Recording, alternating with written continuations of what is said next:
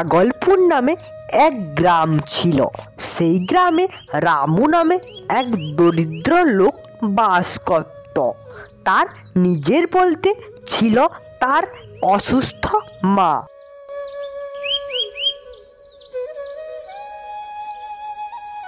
কি হে রামু, কোথায় যাওয়া হচ্ছে এই ভর দুপুরে? না না বাবু, কোথাও না, এই তো মায়ের জন্য বাজার থেকে কিছু ফল কিনে আনলাম। তা তোমার মা এখন কেমন আছেন? সবই ভগবানের দয়া, মা আগের তুলনায় অনেকটা ভালো আছেন। ঠিক আছে রামু, আজ তাহলে আমি আসি, পরে না হয় দেখা হবে।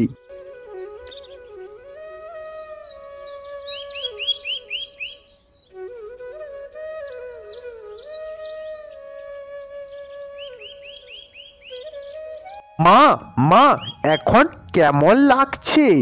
আরে তুমি শুয়ে থাকো মা। আমি ঠিক আছি। এই দেখো মা, তোমার জন্য কত খাবার এনেছি। এত সব খাবার কোথায় পেলি? আজ মোড়ল বাবুর বাড়ির ওখানে কাজ করেছিলাম, ওখানে থেকে কিছু টাকা পাই, তা দিয়েই তোমার জন্য কিছু ফল কিনে এনেছি। রামু তার মাকে খুব ভালোবাসতো। রামু কিন্তু তার মায়ের একমাত্র সন্তান না। রামুর একটি বড় দাদা ছিল, সে ছিল অনেক ধনী। তা সত্ত্বেও সে তার অসুস্থ মাকে তার গরিব ভাইয়ের কাছে রেখে দিয়ে চলে যায়। তো আমার জন্য কবে একটা সোনার হার এনে দেবে? তোমাকে তো এই কিছুদিন হলো একটা হার এনে দিয়েছিলাম, ওটা কি পুরনো হয়ে গেছে নাকি? হ্যাঁ, ওটা তো পুরনো হয়ে গেছে। এখন কত নতুন নতুন ডিজাইনের হার বেরিয়েছে, ওগুলো আমার জন্য একটা এনে দেবে কিন্তু। আচ্ছা, তবে কালকেই যাব, নিয়ে আসবো তোমার জন্য একটা সুন্দর দেখে হার।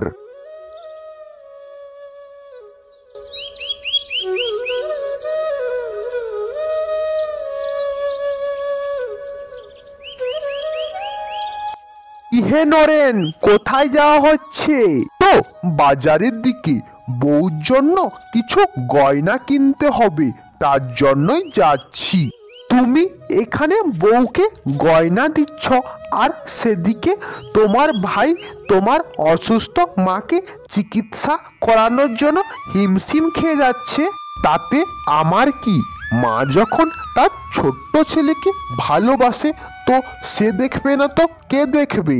নরেন ছিল অনেকটা বদমেজাজি স্বভাবের, এদিকে রামু ছিল সহজ সরল।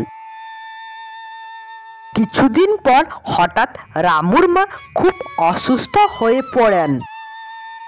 মা, তোমার কি হয়েছে?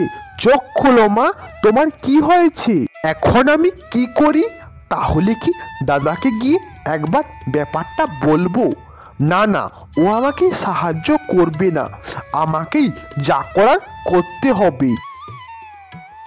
তখন রামু তার অসুস্থ মাকে নিয়ে একটি হসপিটালে পৌঁছায়। ডাক্তার বাবু, আমার মাকে বাঁচান। কি কি হয়েছে? এ তো ভারী সমস্যার কথা। তোমার মার এক বিশেষ ধরনের রোগ হয়েছে। কি রোগ হয়েছে ডাক্তার বাবু? আমার মাকে তাড়াতাড়ি সুস্থ করে দিন, আমার মা ছাড়া এই দুনিয়াতে আর কেউ নেই। ডাক্তার বাবু, আমাকে দয়া করে আমার মাকে ফিরিয়ে দিন। তুমি থামো থামো, আমার কথাটা মন দিয়ে শোনো। তোমার মাকে বাঁচাতে হলে 10 লক্ষ টাকা আগে জমা দাও, তারপরই তোমার মা চিকিৎসা হবে। তার বাবু, আমি গরিব মানুষ, এত টাকা কোথায় পাবো? তাহলে আমার কিছু করার নেই, তুমি তোমার মাকে নিয়ে যেতে পারো। এমনটা বলবেন না, আপনি ভগবান তুল্য, আপনি যদি না দেখেন তাহলে কি করে হবে? টাকার অভাবের কারণে ডাক্তারবাবু রামুর মাকে চিকিৎসা না করিয়ে সেখান থেকে তাড়িয়ে দেন। তখন রামু তার অসুস্থ মাকে নিয়ে একটি গাছের ছায়ার নিচে বসে। মাগো, তোর এই হতভাগা ছেলেটাকে ক্ষমা কর, তোর জন্য কিছুই করতে পারছি না মা।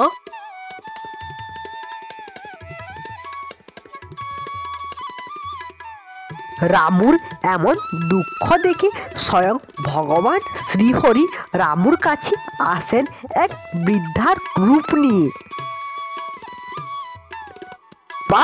বাবা, আমাকে একটু সাহায্য করো। তা কেমন সাহায্য করতে পারি আমি আপনার? আমি বৃদ্ধ মানুষ, আমার এই থলেটাকে আমার বাড়িতে পৌঁছে দাও, আমি নিয়ে যেতে অক্ষম। কিন্তু বুড়িমা। কি কিন্তু বাবা, তুমি কি সাহায্য করতে পারবে না আমাকে? তবে ঠিক আছে, আমি কষ্ট করে কোনো মতো নিয়ে যাচ্ছি। আনা বুড়িমা, নিশ্চয়ই সাহায্য করব, কিন্তু মাকে এখানে একা ফেলে দিয়ে কি করে যাই? তুমি তোমার মাকে নিয়ে চিন্তা করো না, তিনি ঠিক দেখে রাখবেন। তুমি তোমার কাজটাতে মন দাও। আমি বুঝতে পারলাম না কিছু, কি বলছেন বুড়িমা? কিছু বলিনি, তুমি চলো একটু তাড়াতাড়ি করে। এখন রামু সেই বৃদ্ধার একটি থলিকে নিয়ে বৃদ্ধার বাড়ির উদ্দেশ্যে যাত্রা শুরু করে।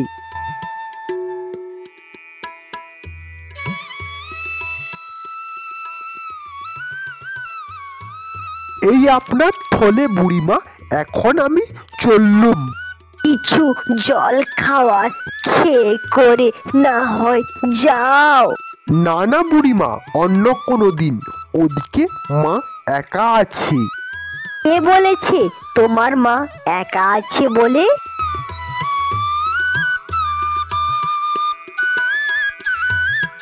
রামু তার মায়ের কাছে ফিরে এসে দেখে সেই বৃদ্ধাটি তার মায়ের কাছে দাঁড়িয়ে আছেন।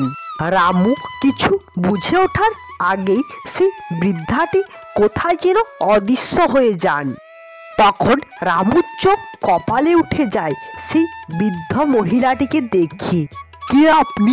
দয়া করে একটা বারের জন্য দেখা দিন।